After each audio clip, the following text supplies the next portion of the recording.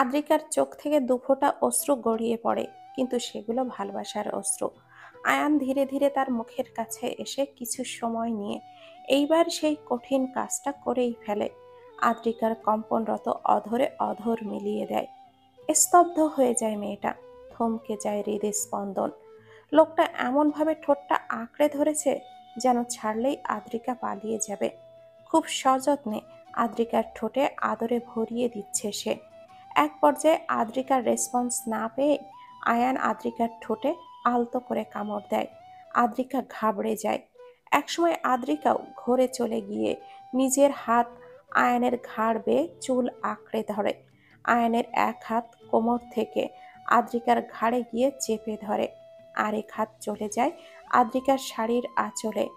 একটানে আঁচলটা সরিয়ে আয়ান আদ্রিকার পেটে তার হিম ধরা হাত গলিয়ে দেয়।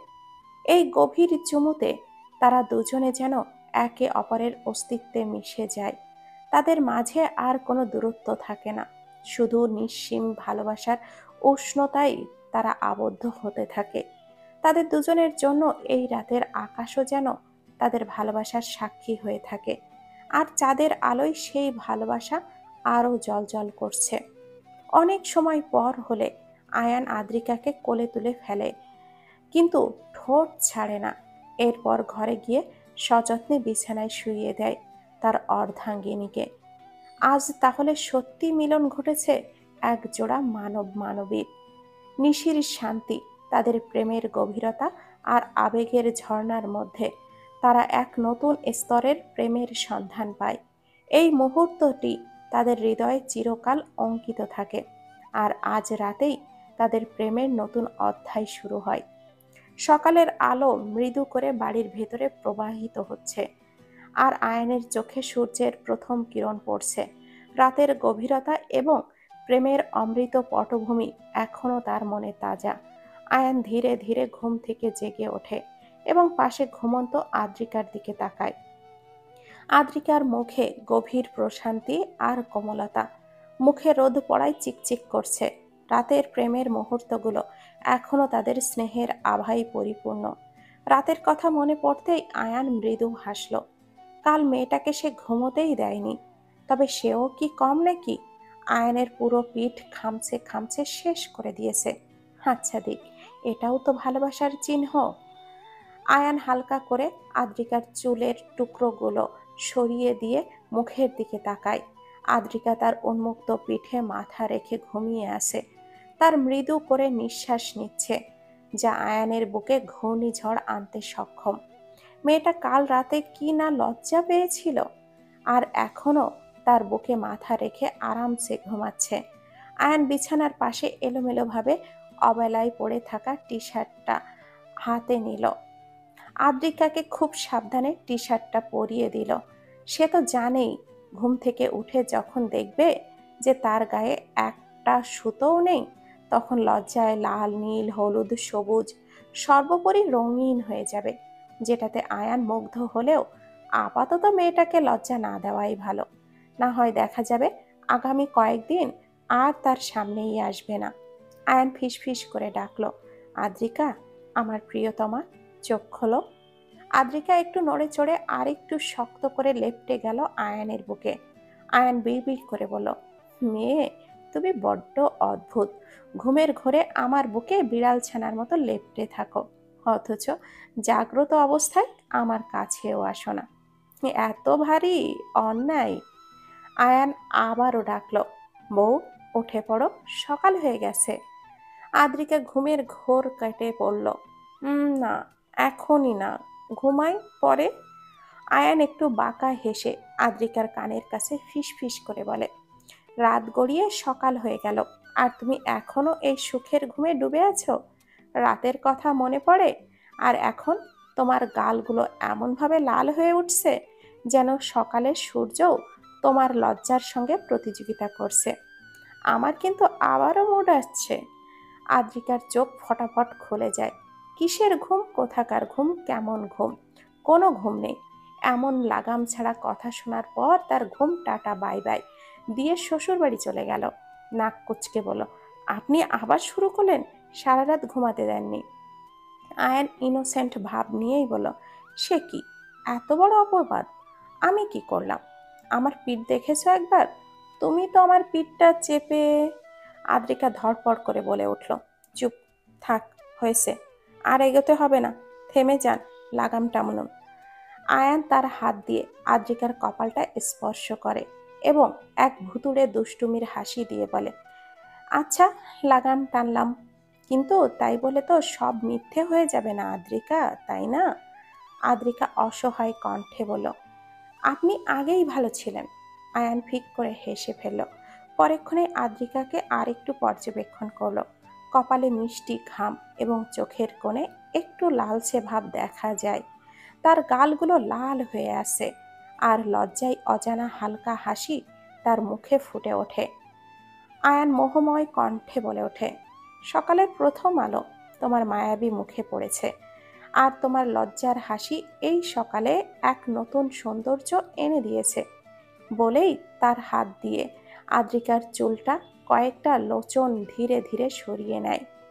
কিছুক্ষণ পর আবারও আয়ান দুষ্টুমি করে বলে ওঠে, বাই দা ওয়ে, আমার টি শার্টটা পরে তোমার অনেক বেশি হট, আই মিন সুন্দর লাগছে। এতক্ষণে আদ্রিকার চোখ গেল নিজের দিকে। সঙ্গে সঙ্গে চোখটা বড় বড় করে বলে ওঠে, আমার শাড়ি? বলেই আশেপাশে হাতড়াতে থাকে, তবে শাড়ি পায় না। আমার শাড়ি কোথায়? আয়ান গা ছাড়া ভাব নিয়ে বলে, কি জানি কোথায় উড়িয়ে দিয়েছি। আদ্রিকা হাঁ করে তাকিয়ে থাকে। উড়িয়ে দিয়েছেন মানে? ওই সময় কি আর নিজের মধ্যে ছিলাম নাকি? কোন দিকে কি উড়িয়ে দিলাম কে জানে। বলেই নিজেও আশেপাশে তাকিয়ে খুঁজলো আয়ান। আদ্রিকাকে হাঁ করে তাকিয়ে থাকতে দেখে আয়ান একটু সিরিয়াস ভঙ্গিতে আবারও বলল, শোনো আদ্রিকা, কাল রাতে তো আমার প্রথম বাসর হলো, তাই না? তো এই জন্য ঘরে একটা বাসর বাসর ভাব আনতে হবে না? একটা ফিলিংস আনতে হবে তো, নাকি? তাই তো তোমার সব কাপড় ছুঁড়ে ফেলেছি। আদ্রিকা অবাকের রেশ কাটাতে না পেরে ওভাবেই বলল, ভাইব আনার সাথে আমার জামা কাপড়ও উড়িয়ে দেওয়ার কি সম্পর্ক রে? ওইসব তুমি বুঝবে না, ছোট মানুষ তো। এখন ভদ্র মেয়ের মতো উঠে গোসলটা সেরে নাও তো। আজ তো তোমাকে নিয়ে বের হব, ক্যালিফোর্নিয়ার অনেক কিছু দেখাবো তোমায়। আদ্রিকা এবার চোখটা পিটপিট করে তাকালো আয়ানের দিকে। এটা কে ভাই? এ কে? একে সে চেনে না। সে তো এই আয়ানকে আগে কখনোই দেখেনি। সে তো ভদ্র সভ্য রাগী আয়ানকে ভালোবেসেছিল। এই রূপ কোথা থেকে বের হলো তার? নিঃশব্দে তার নিস্তব্ধতায় তাদের দুজনের মাঝেই এই প্রভাতের আবেগময় মুহূর্ত এক নতুন শুরুর প্রতিশ্রুতি নিয়ে আসে। তাদের প্রেমের গভীরতা এবং একে অপরের প্রতি ভালোবাসার অনুভূতি এই সকালে আরো পরিষ্কার হয়ে ওঠে। এইদিকে কাল রাতে জবরদস্ত একটা ঘুম দিয়ে হিমেল উঠে ব্রাশ করতে করতে বাড়ির বাইরে গেল। সকালের শান্ত পরিবেশে রামিসাও বাড়ির বাইরে দাঁড়িয়ে ব্রাশ করছিল। তার মেজাজটা খুব খারাপ, কারণ সে একটু আগে ঘুমের ঘোরে দেওয়ালের সাথে ধাক্কা খেয়েছে। মাথাটা ডলতে ডলতে রামিসা ব্রাশ করছে আর হাঁটাহাঁটি করছে। হঠাৎ করেই বাড়ির অন্য দিক থেকে হিমেলও ব্রাশ করতে করতে এগিয়ে আসছিল। দুজনেই একে অপরকে দেখতে পায়নি, আর আচমকায় তারা একে অপরের সাথে ধাক্কা খায়। হিমেল খাম্বা হয়ে দাঁড়িয়ে থাকতে পারলেও বেচারি রামিসা পড়ে যায়। রামিসা একটু আগেই দেওয়ালের সাথে একটা বড় সড়ো ধাক্কা খেয়েছে, তাই এইবার আবারও ধাক্কা খেয়ে সে তেলে বেগুনে জ্বলে উঠে বলল, কেব্বে কে? সব পিলারগুলো আমার সামনে এনে দিচ্ছে কেন কোন উগান্ডা হারামি?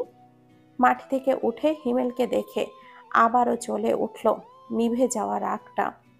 এমনিতেই তার কোমরের অবস্থা নাজেহাল। রামিসা ক্ষিপ্ত হয়ে বলে উঠল, এখানে কি করছেন? দেখে চলতে পারেন না? কেমন মানুষ আপনি? চোখ কি বাংলাদেশের বাথরুমে ঝুলিয়ে রেখে এসেছেন? হিমেলও কম যায় না। এমনিতে রামিসাকে পড়তে দেখে অনেক কষ্টে হাসি চেপে রেখেছিল। একটু হেসে বলল, তুমিই তো শুয়ে আছো ভুল জায়গায়।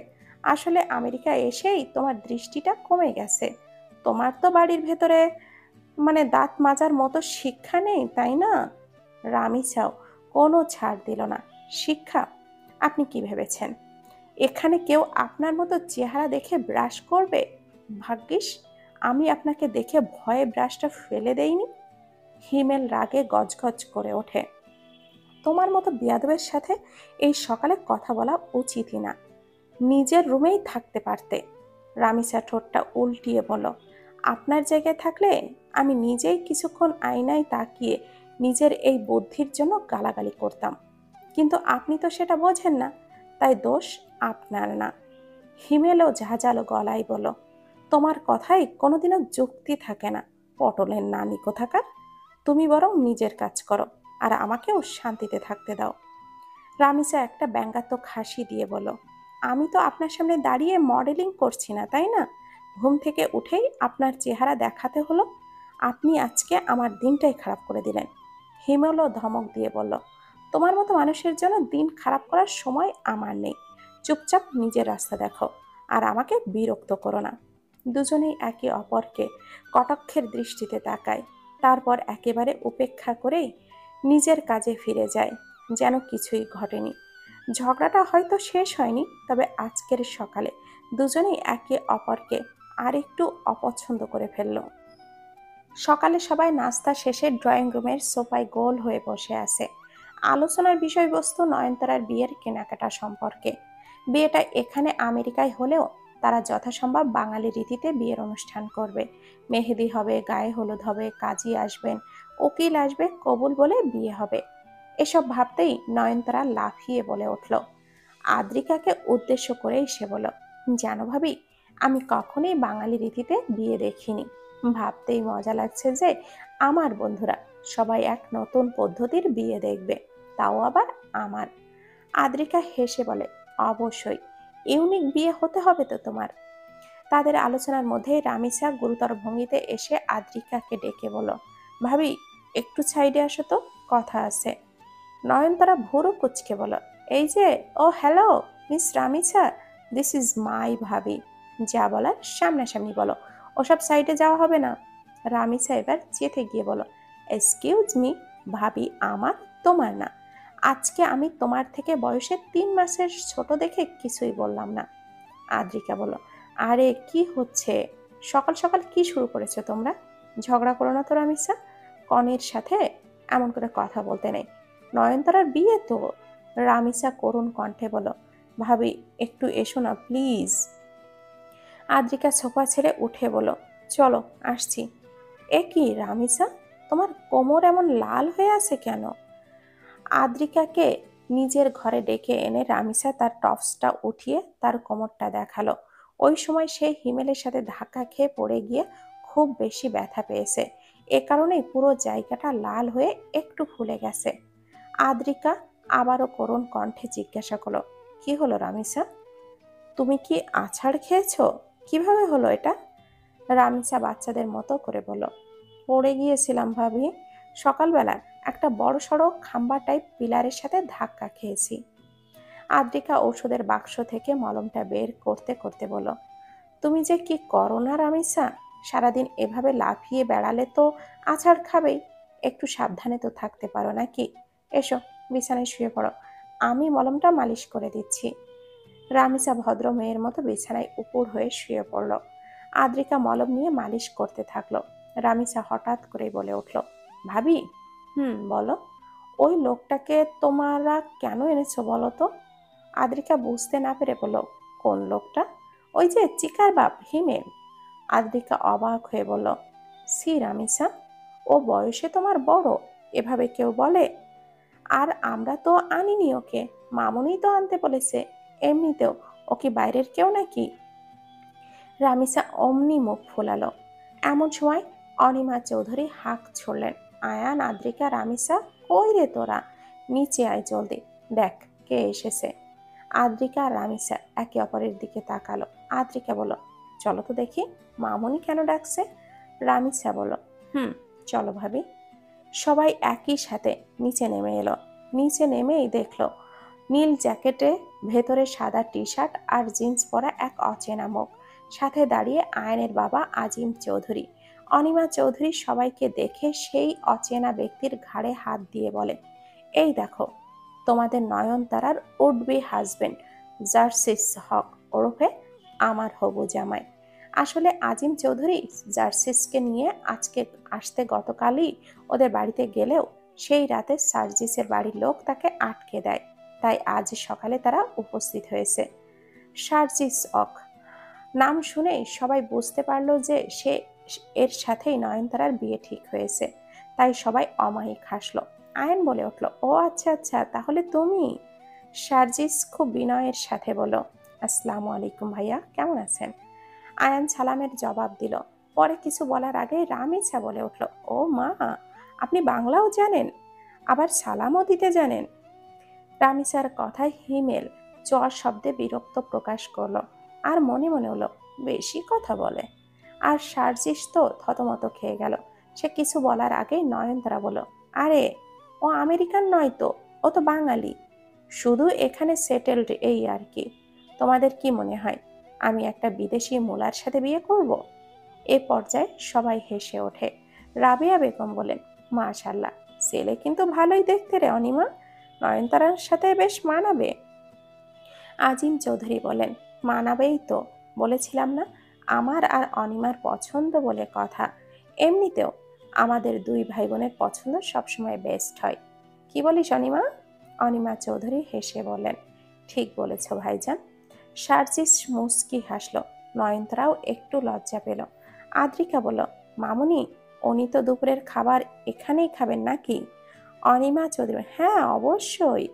সার্জিস আদ্রিকাকে বলল, ভাবি, আপনার থেকে আমি অনেক ছোট বয়সে, আমাকে আপনি সম্বোধন করার দরকার নেই, ছোট ভাই হিসাবে দেখুন আমায়। নয়নতারাও মত দিল, হ্যাঁ তাই তো। আদ্রিকা মুচকি হেসে মাথা নাড়ালো। এইবার হিমেল বলে উঠল, আরে আমরা কি এইভাবে ফর্মালি কথা বলতে থাকবো নাকি? এই যে সার্জিস ভাই, চলুন তো বাগানে যাই, সেখানেই আমরা আপনার সাথে একটু আলাপ করব, কত প্ল্যান আছে আমাদের। অনিমা চৌধুরী বলেন, হ্যাঁ হ্যাঁ, তাই করো, সবাই একটু চেনা পরিচিত হও, আমাকেও তাড়াতাড়ি সব গোছাতে হবে, বিকালে আবার শপিংয়ে যেতে হবে তো।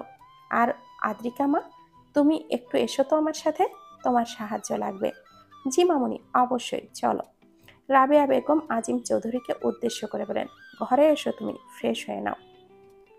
দুপুরের খাওয়া শেষে সবাই বেরিয়ে পড়ল, তবে রাবেয়া বেগম গেলেন না, তিনি নাকি ক্লান্ত। আজিম চৌধুরীও যেতে চাইল না, তাই শেষে শপিংয়ের জন্য অনিমা চৌধুরী, নয়নতারা, সার্জিস, সিমেল গেল এক গাড়িতে, আর রামিসা, আয়ান, আদ্রিকা গেল আরেক গাড়িতে। দুটো গাড়ি নিয়ে বেরিয়েছে তারা, কারণ যতগুলো শপিং ব্যাগ হবে এক গাড়িতে জায়গা হবে না তো। দীর্ঘ পথ পেরিয়ে তাদের দুটো গাড়ি এসে থামে ব্রেভলি সেন্টারে। এটি ক্যালিফোর্নিয়ার লস অ্যাঞ্জেলে অবস্থিত। অনেক বড় একটা শপিং মল, সব ধরনের কাপড় এখানে পাওয়া যায়, তাই অনিমা চৌধুরী এই শপিং মলটাই সিলেক্ট করেছেন। ছেলেরা একসাথে এবং মেয়েরা একসাথে শপিং করতে শুরু করলো। সার্জিস এবং নয়নতারার শপিং সবার শেষ করা হবে। সবাই যখন কাপড় পছন্দ করতে ব্যস্ত, তখন আয়ান সবার আড়ালে আদ্রিকার কাছে আসে। আদ্রিকার কানের কাছে গিয়ে বলে, তুমি শুধু বাড়িতে পরার জন্য সিম্পল কিছু টপস, জামা আর ওয়ান পিস নাও, আর সুন্দর দেখে কিছু গাউন নাও, যাতে করে সেটা পরে আমার সাথে আমেরিকার আনাচে কানাচে ঘুরে বেড়াতে পারো। এখানে তো তেমন সুন্দর শাড়ি পাবে না, তবে বিয়েতে পরার জন্য আমি তোমার জন্য বিশেষ কিছু রেখেছি। আদ্রিকা মাথা নাড়ালো, যার অর্থ সে আয়নের কথা শুনবে। সবার কেনাকাটা শেষ হলে সবাই একসাথে ব্রাইডাল কালেকশনের দিকে যায়। প্রথমে নয়নতারার সাথে সুন্দর ব্রাইডাল সুন্দর গাউন পছন্দ করতে শুরু করে। আসলে আয়ান আর আদ্রিকা বাংলাদেশ থেকেই মেহেদি আর হলুদ অনুষ্ঠানের জন্য নয়নতারার জন্য খুব সুন্দর সুন্দর শাড়ি এবং অর্নামেন্টসও নিয়ে এসেছে। আসলে এই দেশে শাড়ি পাওয়া গেলেও তেমন মানের ভালো হয় না, এমনকি অনিমা চৌধুরী নিজেও তার পরনের শাড়ি বাংলাদেশ থেকে আনিয়ে নেন। তবে বিয়ের দিন অনুষ্ঠানে আমেরিকান চেনা জানা অনেকেই আসবে, এ কারণেই বিয়ের দিন পোশাক তারা এই দেশের কালচারেই নেবে। অবশেষে অনেক যাচাই বাছাই করে নয়নতারার জন্য অনেক সুন্দর একটা বল গাউন পছন্দ করা হয়। একটি চমৎকার সাদা বল গাউন, যা রানীর মতো আভিজাত্যে ভরা। পুরো গাউনটি চকচকে, সুতি পুঁথির কাজ করা আর সিকোয়েন্স দিয়ে সজ্জিত। এর দীর্ঘ স্নিগ্ধ সিকোয়েন্সটি এমনভাবে নকশা করা যা পরিধানকারীকে রাজকীয় সৌন্দর্যের মূর্ত প্রতীক করে তুলবে। গাউনটির বুকের অংশটি ভি আকারের নেক ডিজাইনের, যা পুরো পোশাকের আভিজাত্যকে আরও বাড়িয়ে তুলেছে। লম্বা হাতার নেটের ওপরে সূক্ষ্ম লেস ও পুঁথির কাজ করা, যা হাতগুলিকে রহস্যময় ও আকর্ষণীয় করে তোলে। গাউনটির কুঁচকানো স্কার্টটি সর্বাধিক স্তরযুক্ত এবং জরি ও পুঁথি দিয়ে কাজ করা অলঙ্কৃত, যা আলোয় ঝলমল করে। সাদা রঙের এই চমৎকার বল গাউনটি সবারই খুব পছন্দ হলো। এরকমই ভাবে সার্জিসের জন্যও কেনা হলো সাদা রঙের একটা উজ্জ্বল এবং স্টাইলিশ ব্লেজার, যা ফিটিংয়ের দিক থেকে নিখুঁত। ব্লেজারটি একটি কালো বো টাইয়ের সাথে পরতে হবে, যা সাদা ব্লেজারের সঙ্গে চমৎকার কন্ট্রাস্ট তৈরি করবে। পোশাকটির কালো প্যান্টটি স্ট্রেট কাট, যা পরিধানকারীর পুরো লুককে আরও বেশি আকর্ষণীয় করে তুলতে সক্ষম। চকচকে কালো জুতো আর এই ক্লাসিক লুকে পরিপূরক হিসাবে কাজ করবে, যা পুরো পোশাকের আভিজাত্য ও সৌন্দর্যকে ফুটিয়ে তুলবে। যাক, মনের মতো হয়েছে পোশাকগুলো।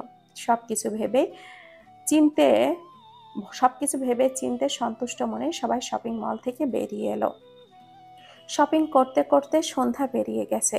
সবাই যখন গাড়িতে ওঠার জন্য ব্যস্ত, তখন হঠাৎ করে আয়ান বলে উঠল, আর রামিসা, তুই মামিদের নিয়ে গাড়িতে চলে যা, আর আমি আর তোর ভাবি একটু কাজ করে আসি, ঠিক আছে? রামিসা আর নয়নতারা না বুঝলেও হিমেল আর সার্জিস যেন বিষয়টা বুঝতে পেরে মিটমিট করে হাসলো। অনিমা চৌধুরীও বুঝলেন, তাই তো, ওদের একটু স্পেস দেওয়া দরকার। অনিমা চৌধুরী বলেন, হ্যাঁ হ্যাঁ, ভালো কথা। আর আয়ান, পারলে ডিনার করেই বাড়িতে আসিস। আদ্রিকা তো ঘোরাঘুরি করার সুযোগটাই পেল না। কাল তো আবার মেহেদি, আরো ব্যস্ত হয়ে যাবে। তার থেকে তোরা একটু ঘোরাঘুরি করে আয়। আয়ান মাথা নাড়ালো, আর আদ্রিকা মনে মনে বলল, একটুও লজ্জা নেই। একটুও নেই। আয়ান মনের সুখে ড্রাইভ করছে আর আর চোখে বারবার আদ্রিকাকে দেখছে। মেয়েটা সকাল থেকেই তার সাথে কথাই বলছে না। যদিও সে জানে যে মেয়েটা আসলে লজ্জায় হাঁসফাঁস করছে, তাও শুধু একটা রাত আদর করাতে সকাল থেকে চোখ তুলেই তাকাচ্ছে না সে। এটা কেমন কথা? এমন হলে তো আয়ান আর আদ্রিকাকে ছোবেও না। যাই হোক, এই মেয়ের আগে লজ্জাটা ভালো করেই ভাঙাবে বলেই মনে মনে পণ করলো আয়ান। একটু পর আয়ান জিজ্ঞাসা করলো, কোথায় নিয়ে যাচ্ছেন? জিজ্ঞাসা করব না। আদ্রিকা একবার গাড়ির জানালা দিয়ে বাইরে তাকিয়ে বলে, নিশ্চয়ই কোনো চমৎকার জায়গায় নিয়ে যাচ্ছেন, তাই না? আয়ান মাথা দুলিয়ে বলে, ঠিক বলেছ। একটু পরে আয়ান বলে উঠল, আদ্রিকা, একটু বাম দিকে জানালা দিয়ে বাইরে দেখো। আদ্রিকা তার কথা মতো বাইরে তাকালো। আয়ান বলল, ওই যে দেখছো, একটা বিশাল বিল্ডিং। এটা তো কোনো প্রতিষ্ঠান বলে মনে হচ্ছে। আয়ান মাথা দুলিয়ে বলল, হ্যাঁ, এটা ইউনিভার্সিটি অফ ক্যালিফোর্নিয়া, বার্কলি। আমি এখানেই ইকোনমিক্সে পড়াশোনা করেছিলাম। আদ্রিকা অবাক হয়ে বলল, আপনি এখান থেকেই পিএইচডি ডিগ্রি নিয়েছেন? জি হ্যাঁ। আদ্রিকা আবারও তাকালো সেই দিকে। ভার্সিটিটা দেখতে চমৎকার মনে হচ্ছে। বোম্বে গার্ডেন রেস্টুরেন্টে পা রাখার সাথে সাথে আয়ান আদ্রিকার মন যেন নতুন এক আবেশে ভরে উঠল। রেস্টুরেন্টের অভ্যন্তরে ঢুকে তাদের চোখ পড়ল নরম আলোয় ভেসে থাকা একটি সুন্দর সাজানো পরিবেশ, যেখানে প্রতিটি টেবিলেই রোমান্টিকতার এক মোহনীয়তায় ছোঁয়া। মৃদু বাঙালি সঙ্গীতের সুরে যেন একটি মায়াবী পরিবেশের সৃষ্টি হয়েছে। আদ্রিকা চারপাশে তাকিয়ে মুগ্ধ হয়ে গেল। তার চোখে একটা কোমল উজ্জ্বলতা খেলে গেল। আয়ান তার দৃষ্টি লক্ষ্য করল এবং তার হৃদয়ে যেন এক মুহূর্তের জন্যই থেমে গেল। আদ্রিকার হাসিতে চারপাশ যেন আলোকিত হয়ে উঠল। রেস্টুরেন্টের এক পাশে একাধিক ঝাড়বাতি ঝুলছে, যেগুলো রঙিন কাচের ভেতর দিয়ে আলো ছড়াচ্ছে, আর তা আদ্রিকার মুখের উপরে পড়তেই তার চেহারায় এক স্বর্গীয় আভা নিয়ে আসছে। আয়ান আদ্রিকার হাতটা ধরে মৃদু স্বরে বলল, পছন্দ হয়েছে? আদ্রিকা খুশি মনে বলল, অনেক, খুব সুন্দর জায়গাটা। আয়ান বলল, এখানে বাঙালি খাবার পাওয়া যায় বুঝলে, হালকা কিছু খেয়ে নেই, তারপরে তোমায় আরও একটা সুন্দর জায়গায় নিয়ে যাব। তারা টেবিলে বসলে আয়ান আদ্রিকার দিকে গভীরভাবে তাকিয়ে রইল। যেন এই মুহূর্তটা চিরকাল ধরে রাখতে চায়।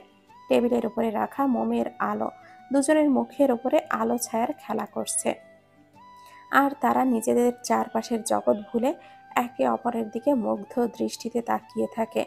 আকাশের নিচে রেস্টুরেন্টের কাচের জানালার বাইরে দেখতে পাওয়া সূর্যাস্তের রং যেন তাদের মনের গভীরে এক ধরনের উষ্ণতা এনে দেয়। আয়ান মেনু হাতে নিয়ে জিজ্ঞাসা করলো, কি খাবে তুমি? আদ্রিকা কিছুক্ষণ মেনুর দিকে তাকিয়ে থেকে একটু লাজুক হেসে বলল, আপনার যেটা পছন্দ। আয়ান মেনুর পাতাটা উল্টাতে উল্টাতে কয়েকটা বিশেষ বাঙালি খাবার অর্ডার করলো। খাওয়া শুরু হতেই প্রথমেই তাদের সামনে আসলো গরম তন্দুরি রুটি আর মাখা মাখা বাটার চিকেন। আয়ান খাওয়া শুরু করার আগে একটি রুটি তুলে আদ্রিকার প্লেটে দিল। চিকেন পিসও কেটে সযত্নে তুলে দিল, যেন আদ্রিকার ছোট্ট একটা বাচ্চা। আদ্রিকা একটু মুচকি হেসে বলল, আপনি সব সময় এত যত্নশীল কেন? আয়ান একটু হেসে বলল, তোমার থেকে শিখেছি। আদ্রিকা মুগ্ধ চোখে চুপচাপ তাকিয়ে রইল আয়ানের দিকে। তার চোখে এক ধরনের গভীর অনুভূতি খেলে যায়, যেন সে এই মুহূর্তগুলোকে হৃদয়ে খোদাই করে রাখতে চায়। মানুষটা হঠাৎ করেই বদলে গেল, হঠাৎ করে যেমন আদ্রিকার হৃদয় কোঠরে শক্তপোক্ত একটা জায়গা করে নিয়েছিল, ঠিক তেমন করেই। আয়ান আদ্রিকার এমন দৃষ্টি দেখে তার হাতটা আলতো করে ছুঁয়ে বলল, তুমি ঠিক আছো তো? আদ্রিকা একটু মৃদু হাসি দিয়ে অন্যমনস্ক হয়ে বলে, আপনি অনেক ভালো। আয়ান আরেকবার চিকেন পিস কাটতে কাটতে দুষ্টুমির হাসি দিয়ে বলল, সে কি, সকালে যে বলে আমি আগেই ভালো ছিলাম। আদ্রিকার হুঁশ এলো, তৎক্ষণাৎই চোখটা বড় বড় করে তাকালো আয়ানের দিকে। এ কাকে কি বলছে সে? ইনি তো আগের মতো ভদ্র নেই। আদ্রিকার এমন দৃষ্টি আয়ানে ফিক করে হেসে দিল, আর এক পিস চিকেন আদ্রিকার মুখে তুলে দিল। এরপর নিজেও নিল। ড্রয়িং রুমে বিয়ের সমস্ত শপিং ব্যাগ গুছিয়ে রামিসা আর নয়নতারা বড় করে একটা শ্বাস নিল। হিমেল আর সার্জিস সোফায় বসে পা দুলিয়ে এতক্ষণ ধরে রামিসা এবং নয়নতারার কাজকর্ম দেখছিল। তাদেরকে এরকম বড় শ্বাস নিতে দেখে হিমেল বলে উঠল, কি ব্যাপার, এতটুকুতেই দম শেষ? রামিসা মুখ কুঁচকে বলল, আপনি এসবের কি বুঝবেন? কত বড় বড় ভারী ভারী জামা কাপড় দেখেছেন? আবার নয়নতারা আপুরও তো অনেক অনেক বেশি ভারী ড্রেস। এগুলো গোছানো কম কথা নাকি? ডান হাতে কপালের ঘাম মুছে নয়নতারা এবার বলে উঠল, আরে বাদ দে তো রামিসা, কাদেরকে কি বোঝাচ্ছিস তুই? এরা তো শুধু বসে বসে পায়ের উপরে পা তুলে খেতে জানে আর ঘুমাতে জানে। আসলে আমাদেরই উচিত ছিল ওদের জামা কাপড়গুলো ওদেরকেই গোছাতে দেওয়া, তাহলেই মজা বুঝতো। রামিছাও টেনে টেনে বলল, ঠিকই বলেছ আপু, তবে আমাদের তো আবার দয়ার সাগর, এই জন্যই তো ওদের জামা কাপড়গুলো গুছিয়ে দিলাম, কি আর করার। এতক্ষণ সার্জিস চুপ করে থাকলেও এবার রামিছাকে উদ্দেশ্য করে বলল, শালিকা, কথাটা ভুল বললে। তোমরা তো শুধুমাত্র এখন গোছানোর সময় পরিশ্রম করছো, আর আমরা যে শপিং মলে তোমাদের সমস্ত বড় বড় ভারী ব্যাগগুলো কাঁধে করে বয়ে নিয়ে আসলাম সেটা। নয়নতারা বলল, এটা তোমাদের জন্মগত দায়িত্ব, বলে হিমেল এবং সার্জিতের হাতে তাদের ব্যাগগুলো ধরিয়ে দিল। রামিসা বলল, আপু, ভাবি আর ভাইয়ার জামা কাপড়ের ব্যাগগুলো আমি ওদের রুমে রেখে আসি, কি বলো? নয়নতারা বলল, হ্যাঁ, তাই করো, বিছানার পাশেই রেখো, পরে ভাবি এসে গুছিয়ে রাখবে। রামিসা মাথা নাড়িয়ে দুই হাত ভর্তি ব্যাগ নিয়ে উপরে উঠে গেল, কিন্তু বেখেয়ালে নিজের ফোনটা ড্রয়িং রুমের টেবিলে রেখে গেল। সারজিৎ মাথা ঝাঁকিয়ে বলল, অনেক ধকল গেল আমার উপর দিয়ে, চলো হিমেল, আমরা একটা জবরদস্ত ঘুম দেই। নয়নতারা শুনে মুখ ভ্যাংচালো, এরপর বলল, আগে না, এখন রুমে গিয়ে আগে ফ্রেশ হয়ে নাও, ডিনার করে ঘুমিও, আমি দেখি মম আর মামিকে ডেকে আনি। সার্জিস এবং নয়নতারা তাদের ব্যাগগুলো হাতে নিয়ে নিজ ঘরে পা বাড়ালো। নয়নতারা যাওয়ার সময় বলে গেল, হিমেল, তুমিও ফ্রেশ হয়ে নাও, একটু পরে ডিনার করতে হবে, তারপরে বিশ্রাম নিও। হিমেল মাথা ঝাঁকালো। সবাই চলে গেল। হিমেল নিজেও তার ঘরের দিকে পা বাড়াতে গেলে চোখ গেল ড্রয়িং রুমের টেবিলে থাকা ফোনের ওপরে। হিমেল ফোনটা হাতে নিল, উল্টে পাল্টে দেখলো ফোনের কাভারটা বিটিএস জাঙ্কু এর ছবি দেওয়া। হিমেল নাক কুচকে বলল, এই ফোন নিশ্চয়ই ওই পটলের নানির। সে ছাড়া তো এই বিটিএস আর্মি নয়, তাই না? হিমেল ফোনটা নিয়ে পা বাড়াতে গেলে ফোন থেকে কল রিংটোন বেজে ওঠে। হিমেল কৌতূহল বশত দেখলো যে কে কল করেছে, কিন্তু আজব ব্যাপার হলো কলটা ইমো থেকে আসছে, আর নাম্বারটা শুধুমাত্র লাভ ইমোজি দিয়ে সেভ করা। হিমেলের কুচকানো ভ্রু আরো কুচকে গেল। ব্যাপারটা কি? লাভ ইমোজি কেন? গোয়েন্দাগিরি করার উদ্দেশ্যে হিমেল অনুমতি না নিয়ে রামিসার কলটি ধরল। তক্ষুনি অপর প্রান্ত থেকে বলতে শোনা গেল, কি ব্যাপার জান, কতবার কল করছি, কল ধরছো না কেন? আজ বিকালে ভিডিও কল দিব বলেছিলে না তুমি, কল দিয়েছো? হিমেল চোখটা বড় বড় হয়ে গেল। সে এভাবেই বলল, কে বলছেন? অপরিচিত কণ্ঠস্বরে অপর প্রান্তের ব্যক্তিটি ফোনটা কেটে দিল। হিমেল অবাক হয়ে গেল, কারণ তার কেন জানি কণ্ঠটা খুব চেনা চেনা লাগছে। আর সবচেয়ে বড় কথা, লোকটা রামিসাকে জান বলে সম্বোধন করেছে। আর কিছু না ভেবে হিমেল কন্টাক্ট লিস্টে গিয়ে সেই ব্যক্তির নাম্বারটা ভালো করে দেখল।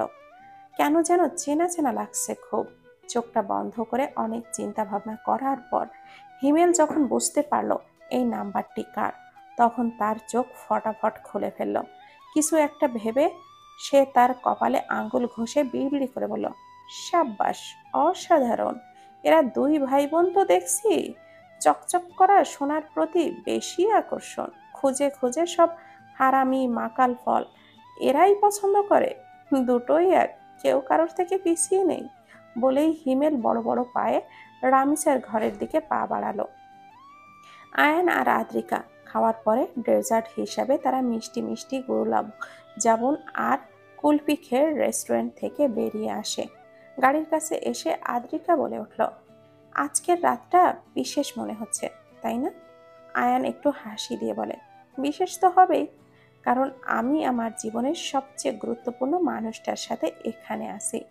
এর থেকে সুন্দর বিশেষ কি আর হতে পারে? আদ্রিকা একটু লজ্জা পেয়ে বলল, আমরা কি এখন বাড়ি ফিরবো এক্ষুনি? আরো কত কাজ বাকি আছে জানো তুমি? এখন আমাকে আরেকটা সুন্দর জায়গায় নিয়ে যেতে হবে। আদ্রিকা অবাক হয়ে বলল, আরো? আয়ান মাথা নেড়ে বলল, ইয়ে ये तो मेरी टेलर है, पिक्चर अभी बाकी है मेरी जान। আমি তোমাকে কিছু জিজ্ঞাসা করেছি রামিসা। হিমেল অগ্নিঝরা কণ্ঠে ঘাবড়ে যায় রামিসা। ওই সময় হিমেল কোনো কথাবার্তা ছাড়াই রামিসার ঘরে হুড়মুড় করে ঢুকে যায়। হিমেলকে এভাবে আসতে দেখে রামিসা বলে ওঠে, আশ্চর্য, আপনি তো বড় অদ্ভুত মানুষ। একটা মেয়ের ঘরে নক করে ঢুকতে হয় এটা জানেন না? তাহলে আপনি আমার রুমে ঢুকেছেন, সাহস তো কম না? এসব কথাকে পাত্তা না দিয়ে হিমেল শুধুমাত্র জিজ্ঞাসা করে, তুমি তুমি রাজীবকে চেনো? এই একটা প্রশ্নই রামিসার বুকটা যেন ধক করে ওঠে। হিমেল আবারও দ্বিতীয়বারের মতো ধমকে বলে ওঠে, তোমাকে আমি কিছু জিজ্ঞাসা করেছি Ramisa, answer me damn it. ওর সাথে তোমার কি সম্পর্ক? রামিসা খুব ভালো করেই জানে যে হিমেল যদি কিছু জানতে পারে তাহলে আয়ানও জেনে যাবে। নিজের বড় ভাইয়ের ভয়ে সে একটু গুটিয়ে গেল। এরপরে সাহস নিয়ে কাঁপা কাঁপা কণ্ঠে বলল, আপনি আগে বলুন, আমার ফোন কেন আপনি ধরেছেন? বিনা অনুমতিতে অন্যের ফোন ধরতে হয় না, আপনি জানেন না? হিমেল যেন পাত্তাই দিল না, তাই সে উপদেশ আরো ভাবে বলল, আমি তোমাকে আর একবার জিজ্ঞাসা করব, এরপর যদি আশানুরূপ উত্তর না পাই তাহলে এই মুহূর্তে আমি আয়ানকে কল করব। হিমেলের রাগ সম্পর্কে রামিসা খুব ভালো করেই জানে। এই লোক তার ভাইয়ের মতোই রাগী, সবসময় চিল মুডে থাকলেও যখন রেগে যায় তখন তার ভাইয়ের রাগকেও ছাড়িয়ে যায়। হিমেলকে দেখে যতটা শান্তশিষ্ট মনে হয় তার থেকেও সে বেশি রাগী।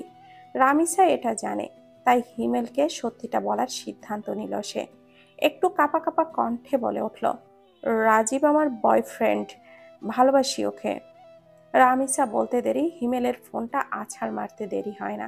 হিমেল মেঝেতে এক আছাড় মারতেই হাতে থাকা রামিসার ফোনটি গুড়িয়ে ভেঙে গেল রামিসার শখের ফোন। এই ফোনটা সে এসএসসির পর অনেক কান্নাকাটি করে আয়ানের কাছ থেকে নিয়েছিল। অনেক শখের ফোন ছিল এটা। জলের টইটুম্বুর চোখে নিয়ে হিমেলের দিকে তাকিয়ে বলল, এটা আপনি কি করলেন? হিমেল আবারও আগের মতোই রামিসাকে পাত্তা না দিয়ে তার তর্জনী আঙ্গুল উঁচু করে বলল, রাজীবের সাথে যেন আর কখনো কথা বলতে না দেখি। শিওর? এরপরে এই ফোনের জায়গায় তুমি থাকবে। First and last warning for you. বলেই চলে যেতে চাইল হিমেল, কিন্তু ফোনটা আছাড় মেরে ভেঙে ফেলা এবং রাজীবের সাথে কথা বলতে বারণ করার ক্ষোভে রামিসা চোখ মুছে চেতে বলে উঠল, আপনার কি সমস্যা? আমি আমার বয়ফ্রেন্ডের সাথে কথা বলবো, যা খুশি তাই করব। আপনি কে বলার? আর আমি কার সাথে কথা বলবো, কার সাথে কথা বলবো না, তা কি আপনার কাছে শিখে নিতে হবে? এতক্ষণে নিয়ন্ত্রণে রাখা রাগটা হিমেলের এবার মাথা পর্যন্ত চলে গেল। ফট করে রামিসার কাছে এসে তার হাতটা চেপে ধরতে গিয়েও ধরল না। চোখটা বন্ধ করে একটু শ্বাস ফেলে দাঁতে দাঁত চেপে বলল, রাজীবের সাথে তুমি কথা বলবে না তার মানে বলবে না। আমি বলেছি এই কারণেই বলবে না, কারণটা আমি তোমায় বলতে বাধ্য নই। এরপর যদি একটা শব্দ উচ্চারণ করেছো তাহলে আমি আয়ানকে সব বলে দেব। রেস্টুরেন্টে ডিনারের পর আয়ান আর আদ্রিকা যখন গাড়িতে করে নাপা ভ্যালি এর পথে রওনা দেয়, তখন রাত গভীর হতে শুরু করেছে। চারিদিকে অন্ধকার, কিন্তু সেই অন্ধকারের মাঝেও এক ধরনের মায়া, এক ধরনের রহস্যময়তা যেন ছড়িয়ে আছে।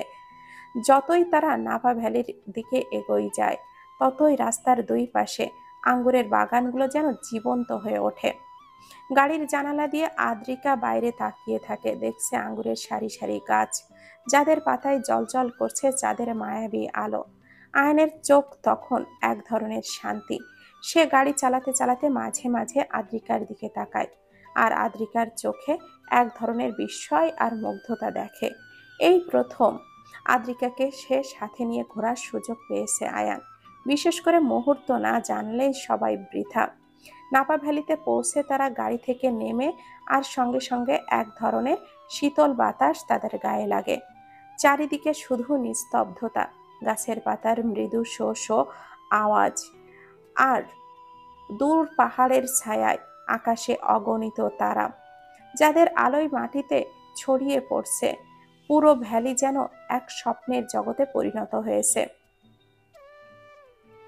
পথ ধরে হাঁটতে হাঁটতে তারা আঙ্গুরের বাগানের দিকে এগিয়ে যায়। বাতাসে আঙ্গুরের মিষ্টি গন্ধ ভাসছে, আর দূর থেকে কোনো পাখির ডানা ঝাপটানোর শব্দ মাঝে মাঝে ভেসে আসছে। আদ্রিকা সেই পরিবেশে মুগ্ধ হয়ে যায়। তার মনে হয় যেন তারা দুজন এই বিশাল প্রকৃতির মাঝে একা, শুধু একে অপরের জন্যই এই রাত, এই পরিবেশের তৈরি। আদ্রিকা উৎফুল্ল হয়ে বলে ওঠে, কত সুন্দর এই জায়গাটা! আপনি আগে এসেছিলেন এখানে?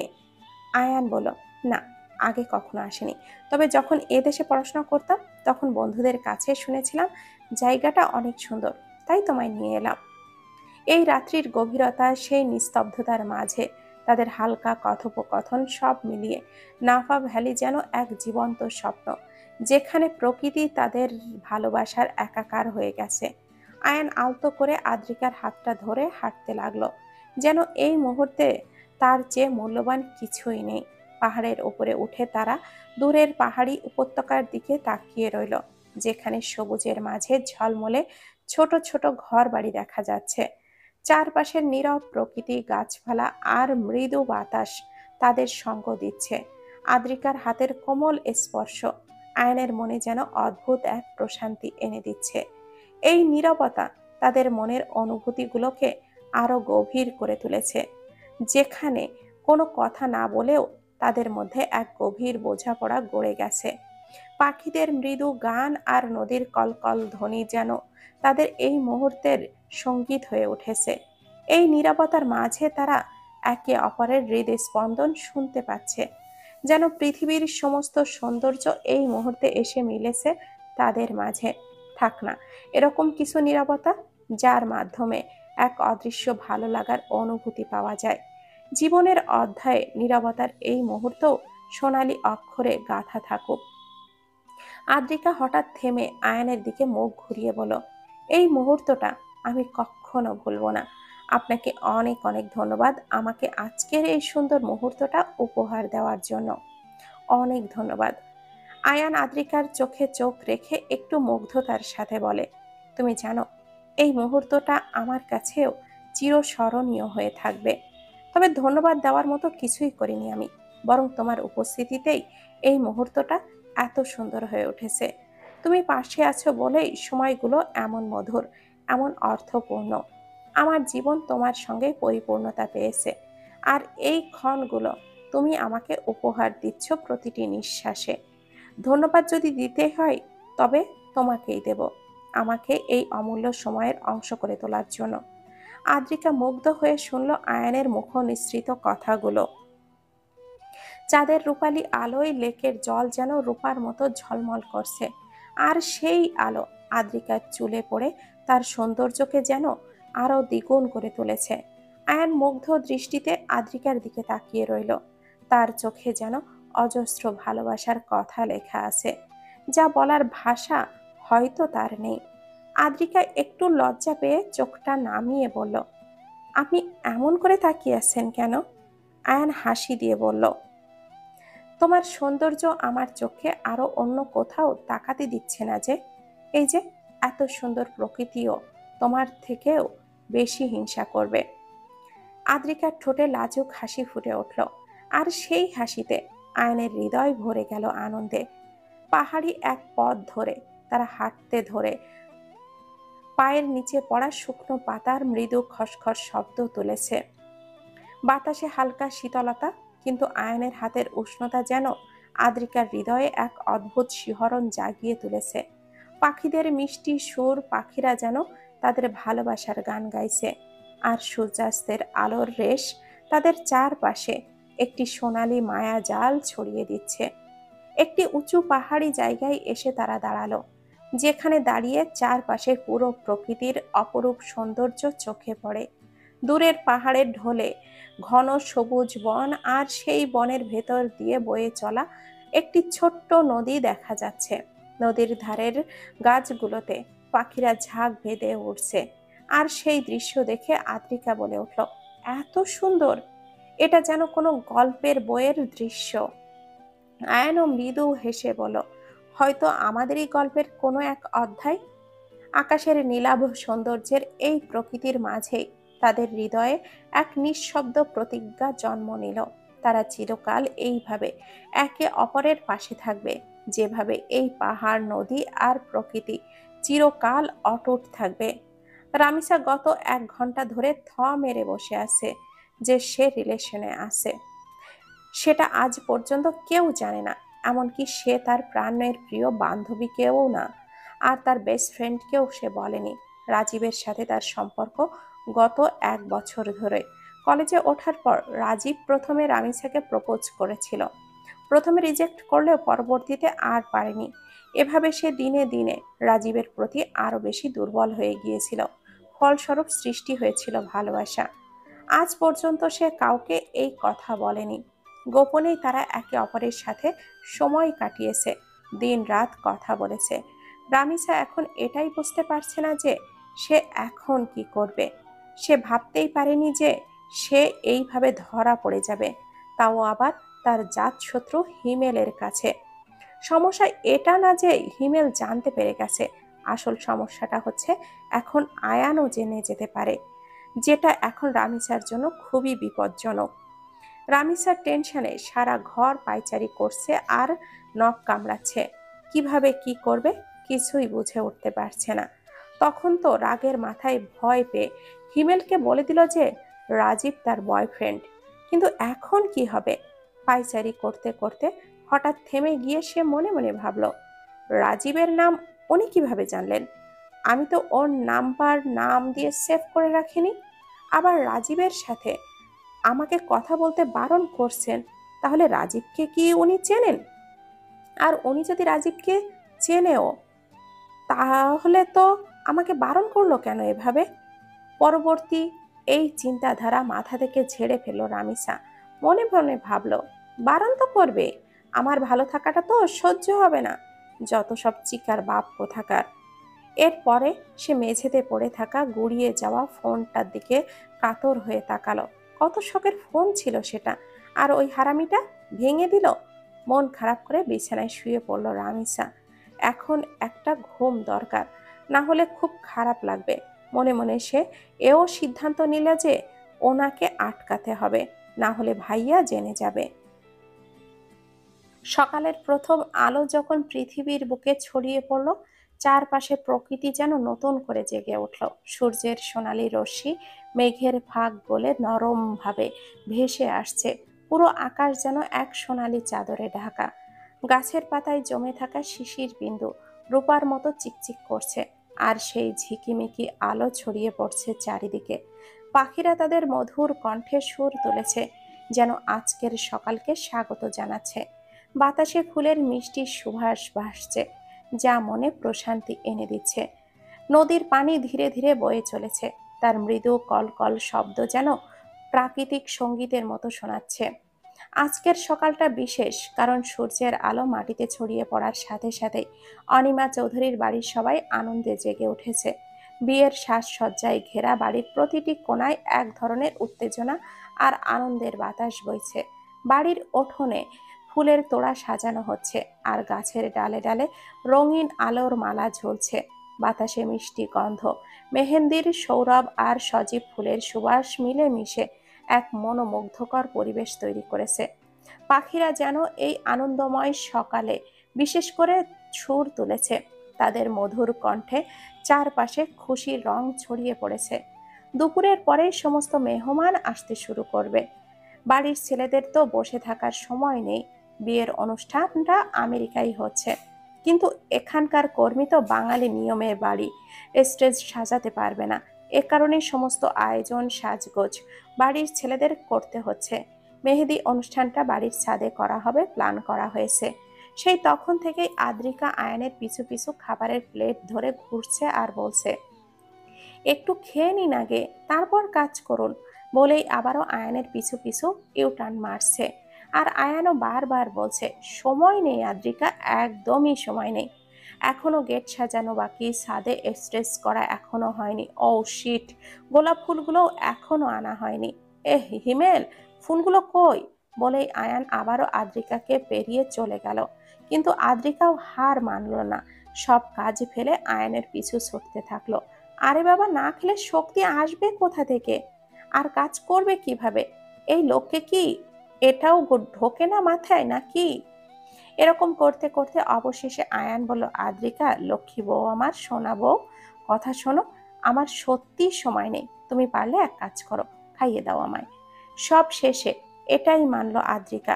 সে এখন রীতিমতো আয়ানের পিছু পিছু ঘুরছে আর আয়ানের মুখে ক্ষণে ক্ষণে খাবার তুলে দিচ্ছে, যেন আয়ান একটা 2 বছরের বাচ্চা। এই দৃশ্য দেখে রাবেয়া বেগম আজিম চৌধুরীর উদ্দেশ্যে বলেন, দেখেছো দেখেছো, তোমার ছেলেকে দেখো, কেমন নিজের বউকে পিছু পিছু নিয়ে বেড়াচ্ছে। আহারে মেয়েটা, নিজে এখনো খায়নি, অথচ তোমার ছেলেকে বাচ্চাদের মতো করে ঘুরে ঘুরে খাওয়াচ্ছে। তোমার ছেলে একদম তোমার মতো হয়েছে। তোমরা বাপ ছেলে বউদেরকে খাটাতেই খুব ভালোবাসো, তাই না? স্ত্রীর কথায় আজিম চৌধুরী দীর্ঘশ্বাস ফেললেন। তিনি তো জানেন এখন একটু কথা বলাতে গেলেই এই অনুষ্ঠানে কুরুক্ষেত্র বানিয়ে ফেলবে তার বউ। তার থেকে চুপ থাকাই শ্রেয়। কিছুটা বেলা গড়িয়েছে। অনুষ্ঠানের জন্য গেট সাজানো, বাড়ি সাজানো আংশিক শেষ হয়েছে। আদ্রিকা সহ বাড়ির সকল মেয়েরা খাবারের দিকটার আয়োজন করছে। সবাই যে যার মতো করে ব্যস্ত। সকালের নাস্তাটাও সবাই একসাথে করতে পারলো না, সবাই কোনো মতে খেয়ে নিল। আয়ান তো আদ্রিকাকে হাতে খেয়ে জমিয়ে কাজ করছে, এদিকে রামেছা পড়েছে আরেক বিপাকে। যতবারই সে হিমেলের দিকে তাকাচ্ছে, ততবারই হিমেল তাকে চোখ পাকাচ্ছে, যার অর্থ বেশি লাফালাফি করলে খবর আছে তোর। হিমেলের ভয়ে এখন সে লাফাতেও পারছে না, চুপচাপ বসে মুখে আঠা মেরে বসে আছে। বিষয়টা খেয়াল করে অবাক হয় আদ্রিকা। ব্যাপারটা কি হলো? মেয়েটা হঠাৎ এমন ফাটা টায়ারের মতো চুপসে গেল কেন? সকাল থেকে নয়নতারা আর সার্জিসের দেখাই নেই। সার্জিস একটু আগেই নিজের বাড়িতে চলে গেছে। সন্ধ্যায় একেবারে পরিবার সহ মেহেন্দি অনুষ্ঠানে আসবে। সবার কাজকর্ম প্রায় হয়ে গেলে যে যার ঘরে গিয়ে বিশ্রাম নেওয়ার জন্য গেল। দুপুরের পর আত্মীয়রা আসা শুরু করলো। আদ্রিকা ও নয়নতারার সাজের জন্য বিউটি পার্লারের সাথে যোগাযোগ করলো। বিকেলের আগেই বাড়ির সব মেয়েদের সাজগোজ শেষ করতে হবে। আদ্রিকা একটু আগেই সব কাজ শেষ করে ঘরে এসে দেখলো আয়ান বিছানায় বসে আছে। আদ্রিকাকে আসতে দেখে আয়ান টেনে টেনে বলল, সে কি, তুমি? আমি তো ভেবেছিলাম তুমি মনে হয় ঘরে আসার কথাই ভুলে গেছো। অবশেষে মহারানীর ঘরে পা পড়ল তবে। আদ্রিকা ভালোই বুঝলো সকাল থেকে আয়নের সাথে কথা বলার সময় পায়নি দেখে সে এখন খোঁচা মারছে। আয়নের পাশে বসে আদ্রিকা বলল, এভাবে বলছেন কেন? আপনিই তো দেখলেন সকাল থেকে কত কাজ করতে হলো সবাইকে। আমি তো আপনাকে খাইয়ে দিলাম, এমনকি আপনি নিজেও ব্যস্ত ছিলেন কাজে। আয়ান টেনে টেনে বলল, হ্যাঁ, এখন তো বাহানা বানাও, আসল কথা হচ্ছে আমাকে তুমি এখন আর আগের মতো কেয়ার করো না। আদ্রিকাও ভুরু কুচকালো, বলল, আপনার মতলবটা কি বলুন তো? এরকম বাচ্চাদের মতো করে কেন বলছেন? হ্যাঁ? আয়ান চোখটা বড় বড় করে ফেলল। আরে বাস, আমার বউ দেখছি খুবই বুদ্ধিমতী।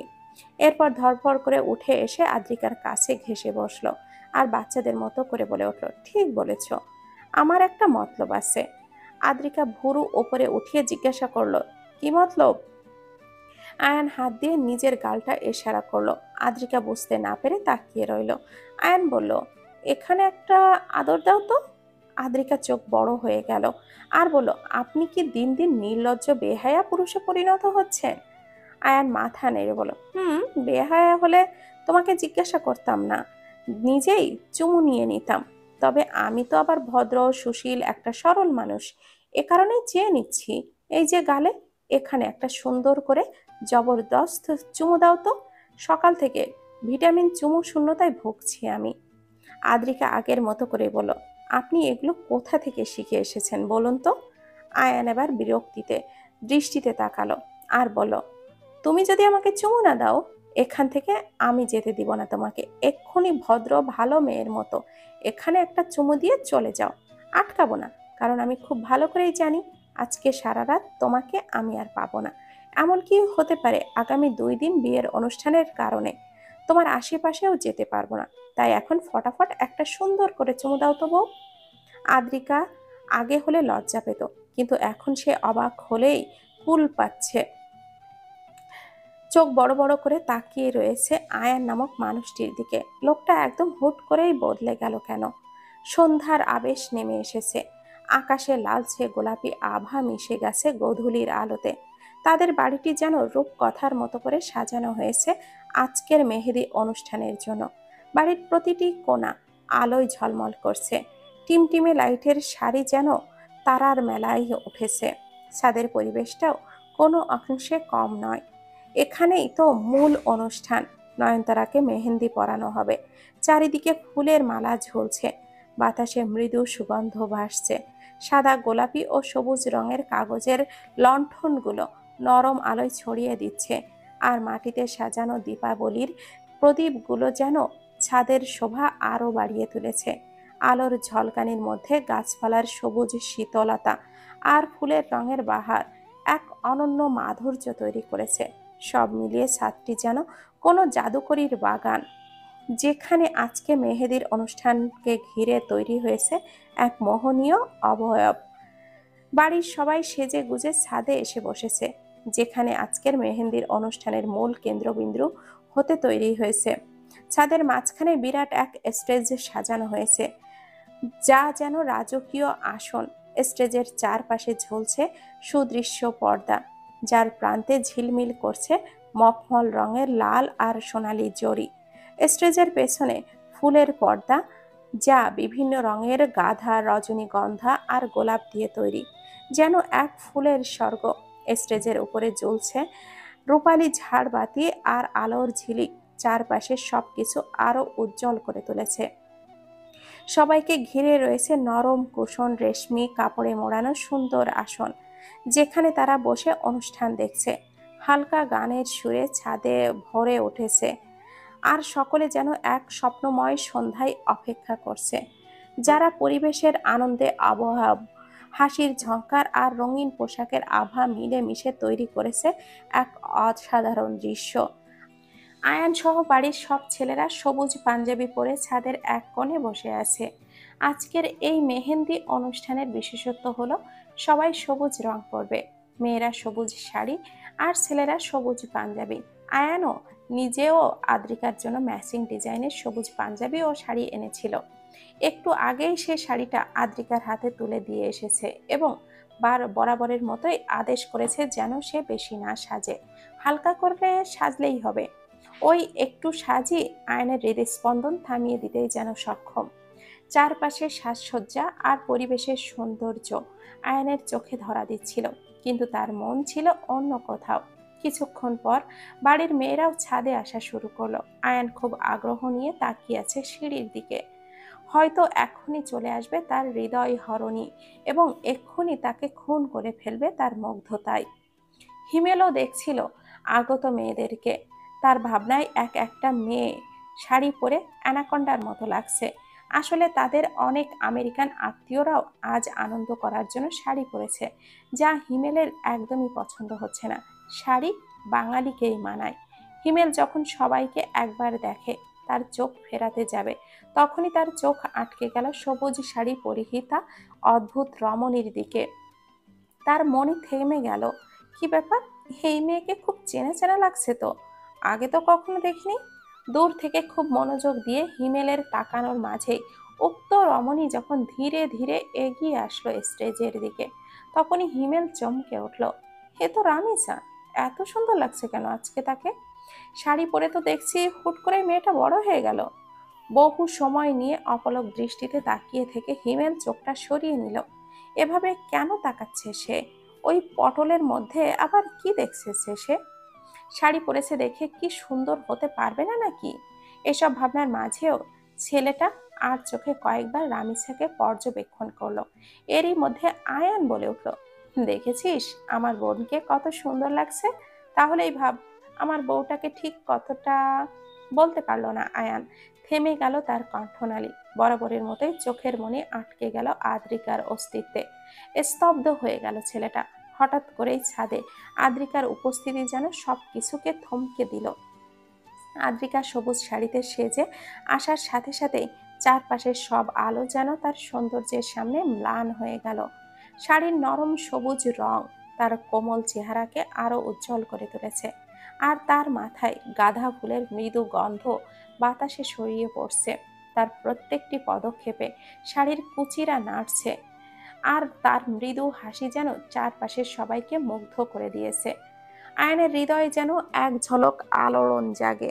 তার চেহারায় মুগ্ধতার ছাপ স্পষ্ট হয়ে ওঠে, যেন সে এই মুহূর্তটি কখনো ভুলতে পারবে না।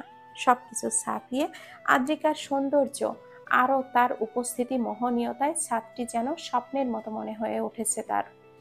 এই মুগ্ধতার মধ্যেই ছাদের টিমটিমে আলো, স্টেজের শোভা আর অনুষ্ঠানের আবহাওয়া মিলে মিশে তৈরি করেছে এক রোমাঞ্চকর আবহাওয়া, হৃদয় ছোঁয়া মুহূর্ত, যা আয়নের মধ্যে অনন্য স্মৃতি হিসাবে থেকে যাবে। আয়ান আশেপাশে থাকা মানুষের পরোয়া না করে আদ্রিকাকে দেখে মুগ্ধ হয়ে ধীরে ধীরে তার দিকে এগিয়ে আসে। নরম এবং ধীর গলায় বলল, তুমি আজকে এই সন্ধ্যাকে যেন এক অন্য রকম রূপ দিয়েছ। সবুজ শাড়িতে তোমাকে দেখে মনে হচ্ছে যেন প্রকৃতি নিজেই তোমার মাঝে আশ্রয় নিয়েছে। তোমার সৌন্দর্য, তোমার এই মৃদু হাসি আমার সমস্ত পৃথিবীকে আলো করে দিয়েছে। আজকের এই সন্ধ্যায় তোমার চোখের তারায় আমি সেই আবেগ আর কোমলতাকে দেখেছি, যা হাজার কথা বলার পরেও বোঝানো যায় না। তুমি আমার জীবনের সব থেকে সুন্দর মুহূর্ত হয়ে উঠেছ।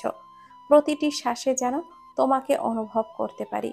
তোমার উপস্থিতি আমার হৃদয়কে পূর্ণ করে দিয়েছে, যেমন চাঁদ পূর্ণিমার রাতে আকাশকে আলোয় ভরিয়ে দেয়। এই কথা বলার পর আয়নের চোখ সেই মুগ্ধতা আর ভালোবাসা আরো স্পষ্ট হয়ে ওঠে, যেন এই মুহূর্তটি তার জীবনের সবথেকে প্রিয় স্মৃতি হয়ে থাকবে। একটু পরেই মেহেন্দি অনুষ্ঠান শুরু হয়ে যায়। নয়নতারাকে স্টেজে বসানো হয়।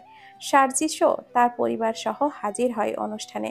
সবার চোখে মুখেই উৎফুল্লতা। আদ্রিকা আর রামিসা দুজনে মিলেই নয়নতারার দুই হাতে মেহেন্দি পরিয়ে দিয়ে থাকে, আর আত্মীয়রা সবাই খাওয়া দাওয়ার পর্ব শেষ করছে। মেহেন্দি পরানোর এক পর্যায়ে আদ্রিকা নয়নতারাকে বলে, সার্জিসের নাম কোন হাতে লিখে দেবে নয়ন?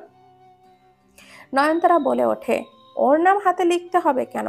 এটাও কি নিয়ম নাকি?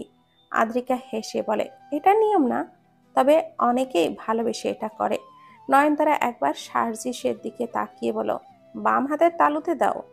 আচ্ছা। রামিসা বলে, জানো নয়ন আপু, তোমার মেহেন্দির রঙের ওপর ডিপেন্ড করেই যে সার্জিস ভাই তোমায় কতটা ভালোবাসে। নয়নতারা অবাক হয়ে বলল, সে কি, কিভাবে? আরে, তোমার মেহেন্দির রং যদি বেশি লাল হয় তাহলে সার্জিস ভাই তোমাকে অনেক ভালোবাসে, আর যদি লাল না হয় তাহলে, বলেই রামিসা শয়তানি হাসি হাসলো। এটা শুনতে পেয়েই সার্জিস বলে উঠল, শালিকা, তুমি কি আমার বিয়ে হওয়ার আগেই আমার সংসারে আগুন দেওয়ার জন্য চেষ্টা করছো? নয়নতারা রেগে গিয়ে বলো, কেন, তোমার ভয় হচ্ছে? সত্যি বলছি, আই শিওর, আমার মেহেন্দির যদি লাল না হয় তাহলে তোমার খবর আছে, হাত পা বেঁধে একদম উগান্ডা পাঠিয়ে দেব। সবাই হো হো করে হেসে উঠল, আর বেচারা সার্জিসের মুখটা যেন কালো হয়ে গেল। রাত গভীর হতে থাকলো এবং আত্মীয় স্বজনও ধীরে ধীরে কমতে থাকলো। আজকে সবাই প্ল্যান করেছে যে রাতের বেলা খুব আনন্দ করবে। সার্জিস সহ আত্মীয় স্বজনরা সবাই চলে গেলে অনিমা চৌধুরী, রাবিয়া বেগম এবং আজিম চৌধুরী তারাও নিচে চলে যায় আগামীকালের আয়োজন করতে। বসে থাকার একদমই সময় নেই, আর বাকি সবাই ছাদে থেকে যায় আনন্দ করার জন্য। হিমেল বলে উঠল, এখন কি খেলা যায় বলতো? রামিসা বলে উঠল, চলো লুকোচুরি খেলি। হিমেল বিরক্তিতে চোখ পাকিয়ে তাকালো, এই মেয়ে কি আমাদেরকে নিজেদের মতো করে বাচ্চা ভাবে নাকি? অসহ্য। আয়ান বলে উঠল, থাক, তার থেকে ট্রুথ ডেয়ার খেলি, ভালো হবে না? নয়নতারাও বলল, হ্যাঁ হ্যাঁ ভাইয়া, ইটস গ্রেট। আয়ান বলল, রামিসা যা, নিচ থেকে একটা বোতল নিয়ে আয় তো। শুরু হয়ে গেল সেই ঐতিহাসিক ট্রুথ অ্যান্ড ডেয়ার খেলা। প্রথমে রামিসা বোতল ঘোরালো, কিন্তু সেটা ঘুরে রামিসার দিকে গিয়ে থামলো। রামিসা অভিমানী কণ্ঠে বলল, যা বাবা, এটা তো বেইমানি। আয়ান বলল, বল কি নিবি? রামিসা সাহসের সাথেই বলল, ডিয়ার। হিমেল যেন এটারই অপেক্ষায় ছিল। সে উৎফুল্ল কণ্ঠে বলে উঠল, ডিয়ারটা আমি দেই আয়ান, শিওর? রামিসা ভুরু কুঁচকে গেল, এই লোক কেন ডেয়ার দিতে চাচ্ছে, না জানি কি দিয়ে দেয়। হিমেল একটা শয়তানি হাসি দিয়েই বলল, এই মুহূর্তে সিঁড়ি দিয়ে ছাদ থেকে নিচে, আবারও নিচ থেকে ছাদে আসতে হবে, মোট 25 বার করতে হবে। রামিসার মুখটা হা হয়ে গেল, এই লোক বলে কি? হিমেলের চোখে শয়তানি হাসি। নয়নতারার যেন পছন্দ হলো বিষয়টা। রামিসা কাতর চোখে আদ্রিকার দিকে তাকিয়ে বলল, ভাবি। আদ্রিকা কাঁধ উচালো, যার অর্থ তার কিছুই করার নেই। হিমেলের দিকে কটমট করে তাকিয়ে রামিসা বলল, যাচ্ছি। হিমেল আরো খোঁচা দিতে আদ্রিকাকে বলল, ভাবি, তুমিও একটু কষ্ট করে ওর সাথে যাও, দেখো সত্যি 25 বার করে কিনা, বলা তো যায় না, ফাঁকিবাজ বলে কথা। রামিসা আরেক ধাপ রেগে উঠল, দাঁড়ালো, ধপধপ করে ছাদের সিঁড়ির দিকে চলে গেল। আদ্রিকাও পেছনে পেছনে গেল। ওরা যাওয়ার পরপরই সবাই হেসে উঠল। আয়ান বলল, তুই আমার বোনটাকে এত জ্বালাস কেন বলতো? হিমেল হাসলো শুধু। মিনিট 10 পর রামিসারা ফিরে এলো, রামিসার হাতে ঠান্ডা পানির বোতল। আদ্রিকা এসে বসতে বসতে বলল, 25 বারই করেছে। নয়নতারা বলল, মিস রামিসা, 25 বার ছাদ থেকে নিচে, নিচ থেকে ছাদে ওঠানামা, আপনার অনুভূতি কেমন? রামিসা আরেকবার পানি খেয়ে উত্তর দিল, খুবই জঘন্য। এরপরে দ্বিতীয়বারের মতো বোতল ঘোরানো হলে এবার গিয়ে বোতল থামলো আদ্রিকার দিকে। সবাই ও করে উঠলো। হিমেল বলে উঠলো, ভাবি, কি নেবে তুমি? ভাবি, তুমিও ডেয়ার নাও। আচ্ছা ডিয়ার। এবার এই রামিসা বলে উঠল, ভাবি, এই ডিয়ারটা আমি তোমাকে দেব, একটা গান শোনাও। আদ্রিকা এমন ভাবে তাকালো যেন কেউ তার কলিজাটা টেনে নিয়েছে। আহ না ভাবি, হ্যাঁ, আমি মরে যাচ্ছি একেবারে, আমি সত্যি কখনো গান গাইনি। তুমি অনেক সুন্দর করে গান গাইতে পারো, এমনকি তুমি কলেজ লাইফে গানের জন্য অনেক পুরস্কারও পেয়েছো। একদম কোনো বাহানা বানাবে না, এমনটা কখনো হয় না। একটা সুন্দর করে গান শোনাও তো। আয়ানও যেন অবাক হয়ে বলল, তুমি গান গাইতে পারো আদ্রিকা? কই, আমাকে তো কখনো বলনি। আদ্রিকা আমতা আমতা করে বলল, আরে না, আমি গান পারি না। রামিসা রামিসা বলল, নো এক্সকিউজ, মিথ্যা বলবে না, এক্ষুনি গাও, এটা ডেয়ার। আদ্রিকা সবার দিকে অসহায় চোখে তাকালো, কিন্তু কেউই পাত্তা দিল না। নয়নতারাও বলে উঠল, ভাবি প্লিজ গাও। আদ্রিকা এক পলক আয়ানের দিকে তাকালো। আয়ানও উৎফুল্ল চোখে তাকিয়ে রয়েছে। আদ্রিকা এইবার বড় একটা শ্বাস নিয়ে গান শুরু করলো। পূর্ণতার আলো মনে হয় ডুবেছে আমার এই হৃদয়ে, তোমাতেই পড়েছে। তবু এই মন আবার তুমি ডেকো বারে বার। কেন কথা বলো না আবার? ভালোবেসেছি যে আমি তোমায়, ভালোবেসেছি যে আমি তোমায়। এক ফালি সুখ পাওয়ার আশায় মন শুধু দিয়েছি যে তোমায়। তোমাকে নিয়ে এই মন আমার কত স্বপ্ন যে সাজায়। মন শুধু দিয়েছি যে তোমায়, ভালোবেসেছি যে আমি শুধু তোমায়।